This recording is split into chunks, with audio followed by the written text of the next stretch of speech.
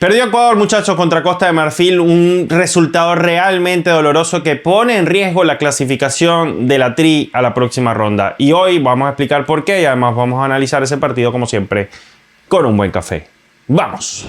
Buenas cafeceros, bienvenidos a Cafecito Gol, donde nos tomamos un buen café mientras hablamos de fútbol sudamericano. Mi nombre es Rafa.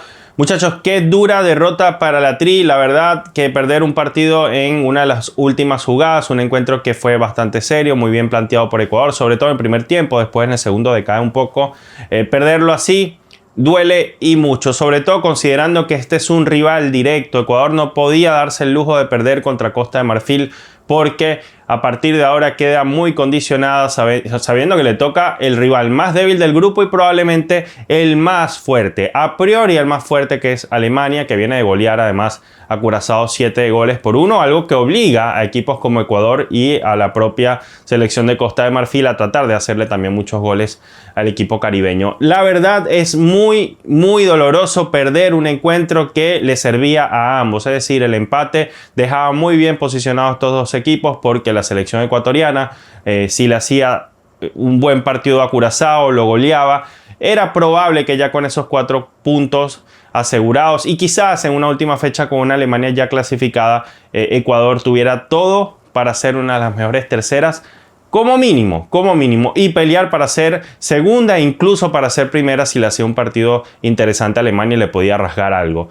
El tema es que ahora con este encuentro que acaba de perder, las cosas se complican bastante. Pero bueno, ya más adelante vamos a hablar del tema de la tabla de posiciones. Ya vamos a especificar cuáles son los escenarios de Ecuador, no se preocupen, lo haremos sobre el final del video.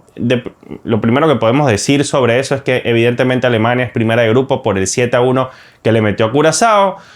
Luego va a venir Costa de Marfil en el segundo puesto con esta victoria sobre Ecuador. Luego va a estar Ecuador como tercero con -1 y Curazao que va a tener -6 en el último puesto. Dicho eso y ya sabiendo que vamos a analizar la tabla al final, vamos a hablar un poco del partido. Miren, hoy Ecuador plantea un primer tiempo muy táctico, con mucha movilidad en el terreno de juego, como se vienen jugando justamente estos partidos, aplicando esto de iniciar en fase de planificación y fase esquemática con una línea de 4. Ecuador se plantó en la cancha con un 4-4-2, que por momentos también era un 4-2-3-1, y según se fueran rotando los jugadores y se pusieran hacia los extremos, incluso podíamos llegar a ver apoyos que nos permitían ver un 4-3-3 en cancha por momentos, pero en realidad salió 4-4-2/4-2-3-1. El tema es que eso era cuando Ecuador se plantaba en defensa. Cuando tenía que atacar, cuando tenía que ir hacia adelante, Ecuador hacía lo que, por ejemplo, hizo Estados Unidos contra Paraguay, lo que hemos visto por momentos con Marruecos, lo que vimos con Brasil en el segundo tiempo, lo que hemos visto de manera reiterada en planteamientos de juego, que los vamos a ver mucho en este fútbol moderno, porque es una de las cosas que aplica el PSG, que es que cuando va en ataque, manda a uno de sus defensores, por lo general los que están por los costados, los manda a el medio campo para apoyar en el medio a sus compañeros y los suelta también como carrileros para que básicamente sean como un segundo extremo o un carrilero que pueda ir y venir y sumarse a labores de ataque. Eso sí, vas a necesitar tener muchísimo retroceso. El encomendado en esa tarea el día de hoy fue Piero Hincapié. Una de las razones por las cuales Piero lo vimos muy adelantado en algunos momentos del partido y una de las razones por las cuales también quedó mal parado ante el retroceso cuando se dio cuenta el entrenador de Costa de Marfil que debía cambiar cuando se dio cuenta que estaba yendo y viniendo Hincapié, si le ponía por allá a Diomandé le iba a hacer bastante daño. Se da cuenta Emerson Faé, que es el entrenador de Costa de Marfil, Emerson Faé, y le pone por allá a Diomandé y esto obliga a que Piero Hincapié tenga que retroceder mucho más y pierda ese accionar en ataque. Entonces, ¿qué hace Becasese al darse cuenta de que ahí en la pizarra táctica le mueve las cosas al entrenador rival?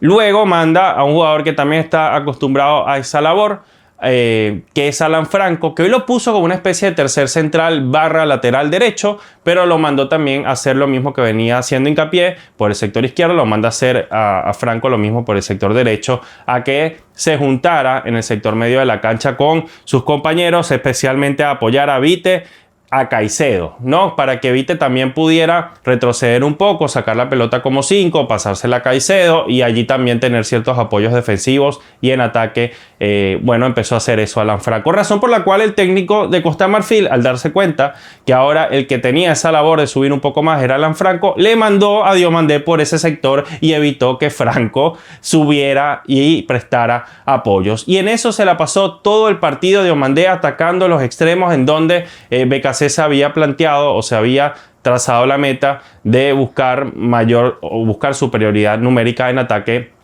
con jugadores que tuvieran esa capacidad de ser carrileros y luego retroceder en defensa a conformar una línea de 4. Entonces, eso fue lo que más me gustó del partido, ¿no? Ver la adaptabilidad de los dos entrenadores, ver cómo los equipos además entendían que el encuentro iba a ser muy bravo desde lo físico, desde lo táctico, y iban a necesitar hacer muchos apoyos. Razón por la cual nosotros vimos, por ejemplo, a Pedro Vite retrocediendo, ya lo decía, como sabemos que Pedro Vite tiene funciones de 10 muchas veces en este equipo, pero esta vez lo vimos sacando la pelota como 5, luego distribuyéndola a los compañeros. Tuvimos que ver mucho sacrificio de Caicedo, que para mí fue de los mejores de la selección ecuatoriana. Vite y Caicedo, para mí esa dupla está funcionando muy bien y hoy jugaron un muy buen partido.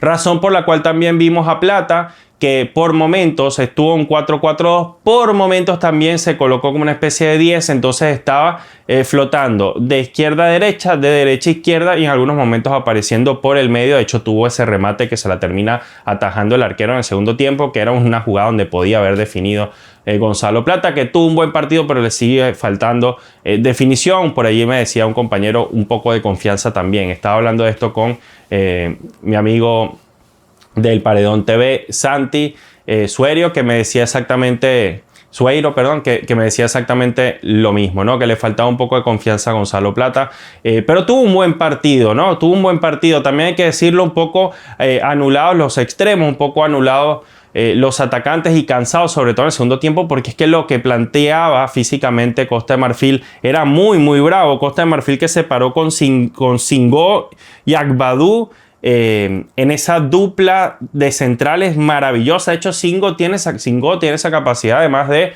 asistir a Ahmad Diallo llegando hasta el fondo y mandando una pelota buenísima para que Ahmad Diallo terminara definiendo la jugada del gol. O sea, un defensor que se incorpora al ataque. Lo vimos incluso con Poroso cuando entró en el segundo tiempo, sumándose a la zona de ataque como prácticamente otro central más. Estamos viendo mucho esto en el fútbol moderno. Pero bueno, no me quiero desviar. Singo y Agbadou plantearon tuvieron un partido espectacular. Esa dupla defensiva hicieron que las labores de los atacantes de Ecuador se fuera diluyendo con el paso del tiempo, el paso de los minutos.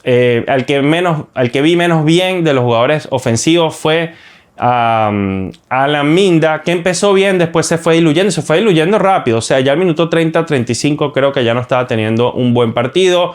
John Yeboah me gustó mucho más. Además, John Yeboah tuvo pelotas en el palo, creo que tuvo 2 en total, no, hubo 3 palos en total para Ecuador. Si ustedes revisan la estadística, al final se contabilizaron 3 pelotas en el palo. Creo que 2 de ellas son de John Yeboah, si no me falla la memoria. Habría que volver a ver el highlight o los highlights, pero realmente, muchachos, Ecuador, si me preguntan, no merecía perder.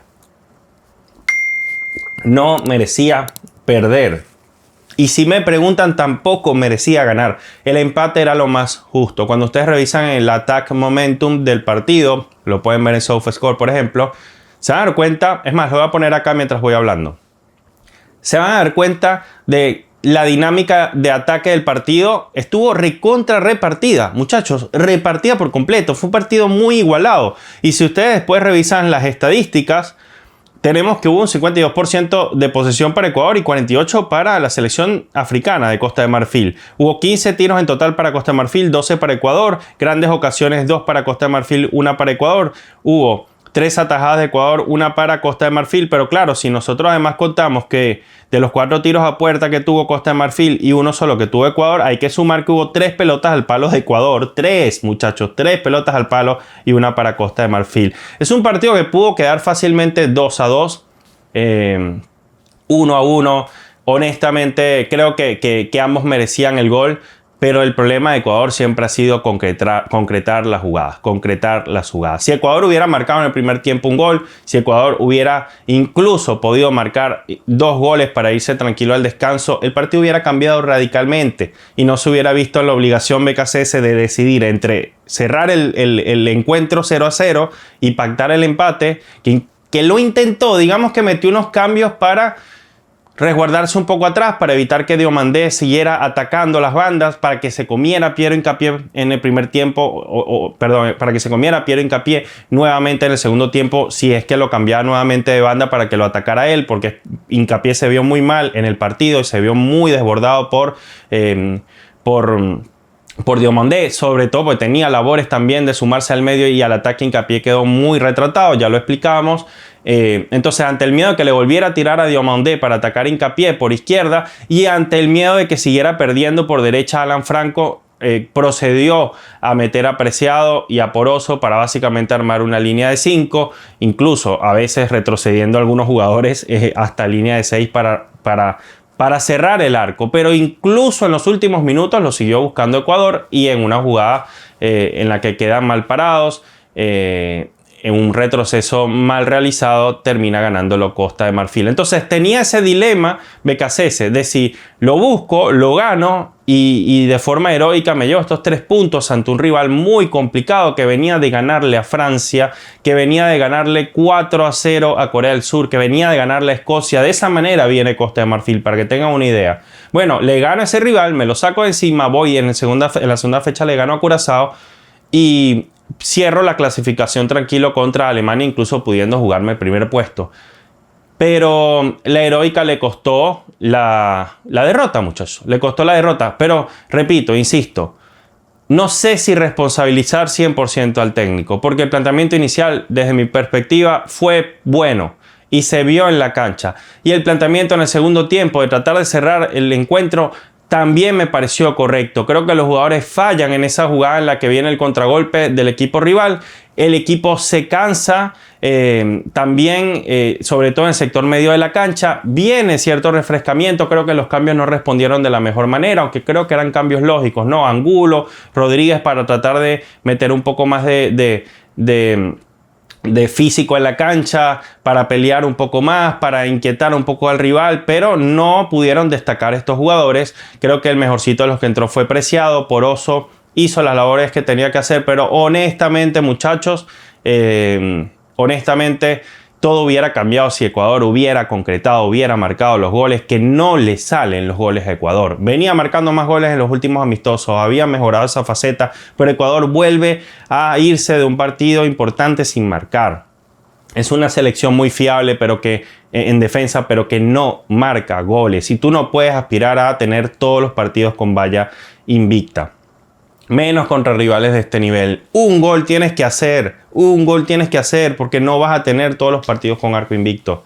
Ecuador pierde, hablando de invictos, esa racha de 19 encuentros que venía sosteniendo contra rivales muy bravos, enfrentando a Países Bajos, a Marruecos, a Argentina en la eliminatoria, a un montón de equipos muy competitivos, Paraguay, Uruguay, y lo pierde en el torneo más importante, en el primer partido. Y quiero insistir con esto. Ecuador creo que jugó bien, fue muy competitivo, fue un partido muy serio. Por momentos fue mejor que el rival y lo sometió, y por momentos le tocó ser sometido y resistir, y lo hizo. Pero no todos los partidos pueden quedar 0-0, muchachos. Y bueno, esa es la lección del encuentro del día de hoy. Muy bien que sí, en el medio campo de el equipo de Costa de Marfil. bien las bandas con Doué y Conan. Ya dije que en Ecuador me pareció que el del partido más flojito fue Hincapié, se vio muy mal en el primer tiempo, pero bueno, entendiendo quizás que el entrenador le había, repito esto, le había encomendado funciones de apoyo en el medio y ofensiva. Creo que cuando le tocó retroceder le costó. Bueno, también incluso por debajo de Hincapié, lo de Minda, ya lo resaltaba. Ener Valencia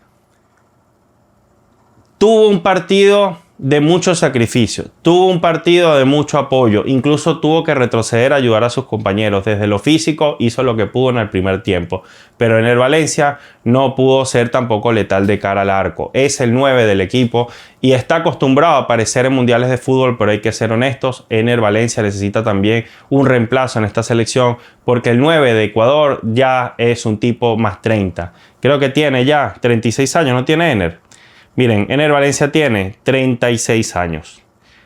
El jugador del Pachuca, 36 años. Y solo no puede. Y es lamentable porque hoy tampoco tuvieron suerte ni Yeboah, ni Plata, ni Minda de cara al arco. Es duro, muchachos. Es duro perder un encuentro así. Lo de Ordóñez, intermitente, por momentos un buen partido, luego regaló una pelota. Quedó retratado en más de un retroceso, sobre todo contra Diomandé, lo sufrió muchísimo, después acomodaba, al final se veía poco, se terminaba viendo solvente como suele serlo, pero sufrió los minutos en los cuales tuvo que tapar por esa zona a Diomandé. Le pasó menos a Pacho, creo que Pacho tuvo un partido más correcto, pero luego se equivoca en una entrega y creo que a partir de allí perdió cierto nivel de confianza. Creo que lo noté bastante cansado. Pero el primer tiempo de Pacho fue imperial. Y Galíndez hizo lo que pudo. Yo no sé si podía hacer un poquito más en la jugada del gol. En todo caso, Galíndez no es un arquero altísimo, así que no creo que a esa definición tan bien esquinada iba a llegar. Me encanta Costa de Marfil. Ya lo habíamos dicho por acá en Cafecito Gol, muchachos. Costa de Marfil es un gran equipo. Venía bien. Yo vi el partido contra Francia. Me parece que hizo un partido súper serio. Tiene muy pocas fisuras. Además, acá lo vimos atacando bastante, pero también vimos su faceta defensiva. En esas labores también cumple y mucho. Es muy difícil hacerle gol a este equipo. Francia le hizo uno. Corea no le pudo hacer.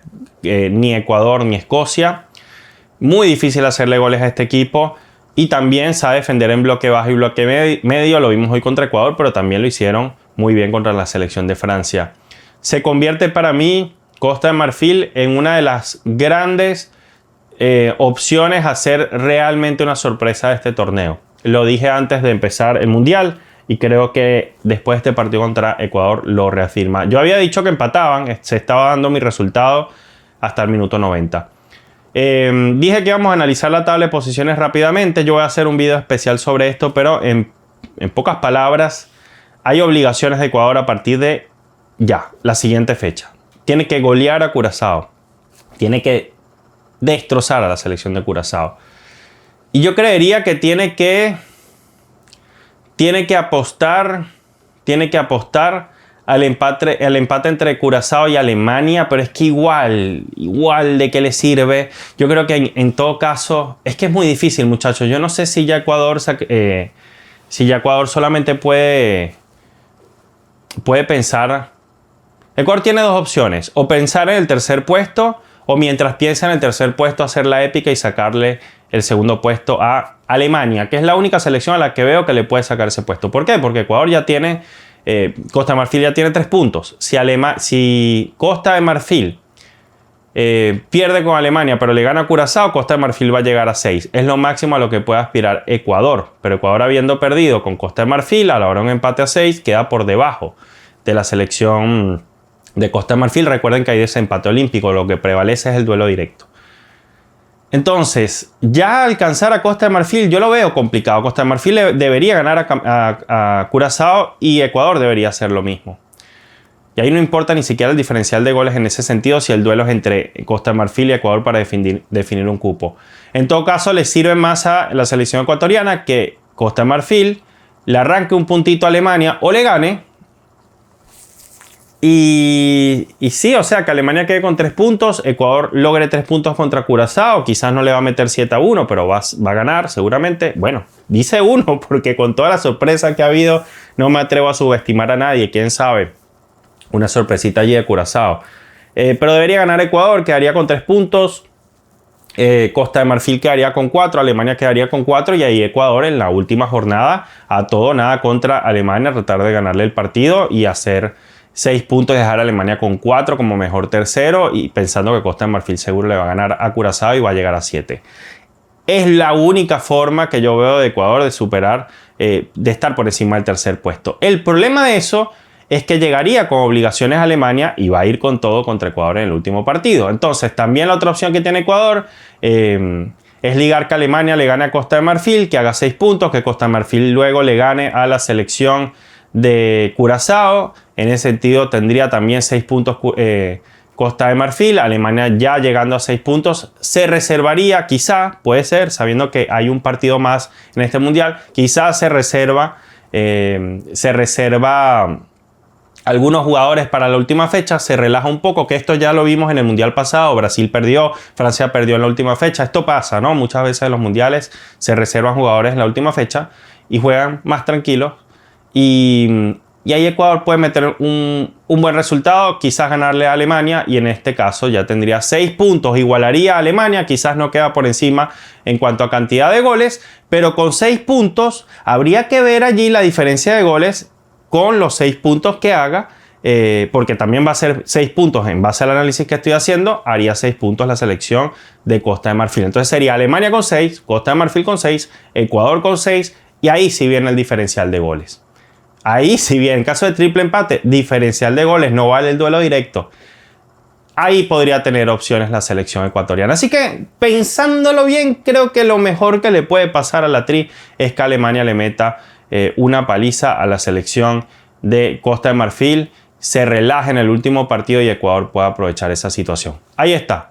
Para levantar un poquito los ánimos, para que sepan que con el equipo que tienen, si concretan, si meten los goles que tienen que meter, Ecuador puede soñar con avanzar de ronda. Va a estar bravo, pero es posible. Y a mis selecciones de Conmebol siempre voy. Gracias, muchachos, por acompañarme en este extenso análisis, pero quería dedicárselo a los amigos de la Tri que siempre me acompañan con un buen cafecito. Que las cosas mejoren, muchachos, para nuestro continente. Miren que nos está yendo bastante mal en este inicio de la Copa del Mundo 2026. Nos vemos. Chao. Si te gusta, dale like, por cierto.